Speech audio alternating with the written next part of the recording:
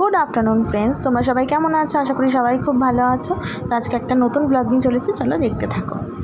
তো আজকে একটা স্পেশাল ব্লগ। আজকে আমার মায়ের জন্মদিন, আজকে 13ই এপ্রিল। প্রত্যেক বছর এই দিনে নীল পুজো থাকে বলে তেমন কিছুই করা হয় না। তো আজকে চলো, আজকে নীল পুজোটা আগের দিন পড়েছিল বলে আজকে মার জন্য সামান্য কিছু আয়োজন। আজকে জানো, আজকে বাঙালি বাড়িতে, প্রত্যেকই বাঙালি বাড়িতে আজকে সংক্রান্তির জন্য নিরামিষ খাওয়া হয়, আমাদেরও তার অন্যথা নয়। আজকে টকের ডাল, গিমা শাকের বড়া, 5 রকম ভাজা, তার সঙ্গে পাঁচমিশালি তরকারি, আর ওই যে দেখছো আম দিয়ে চাটনি হবে। আর মার জন্য তো পায়েস করছি। আর মা যেহেতু আমার আলু পোস্ত খেতে ভালোবাসে, তাই আলু পোস্ত আর পটল পোস্ত করছি। তো চলো রান্নাবান্না সেরে নিই। রান্নাবান্না সেরে আবার তোমাদের সঙ্গে দেখা হচ্ছে। তো দেখো, আমার রান্নাবান্না অলরেডি ডান, তার সঙ্গে একটু পাঁপড়ও ভেজে নিয়েছি, দেখতেই পাচ্ছ। তো আজকে এই সব আমার বাড়ি থেকেই করে নিয়ে যাব মার জন্য। তো দেখো, এখানে 5 রকম ভাজা, গিমা শাকের বড়া সব রেডি হয়ে গেছে। এখানে টকের ডাল রয়েছে, আর এদিকে পায়েসটা হচ্ছে। আর পায়েসে না, আমি কিশমিশ দিতে বড্ড ভয় পাই, যদি দুধ কেটে যায়। তাই জন্য আজকে কিশমিশটা সবার শেষে দেবো। ওই দেখো কিশমিশটা রয়েছে। আর আজকে এই জীবনেই প্রথমবার আমার মায়ের জন্মদিন সেলিব্রেট করা হচ্ছে, তাই জন্য খুব এক্সাইটেড।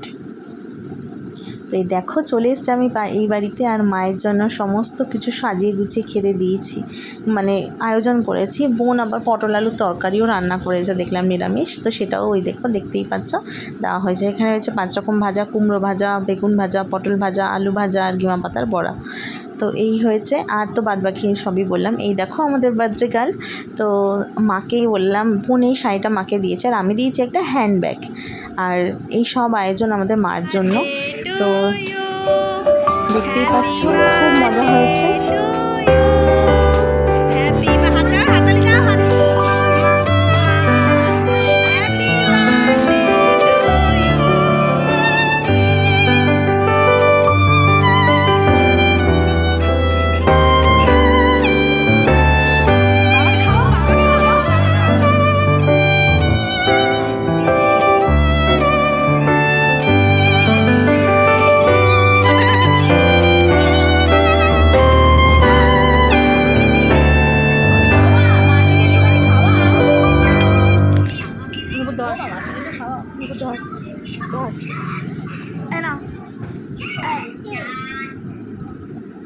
বাবা খাও।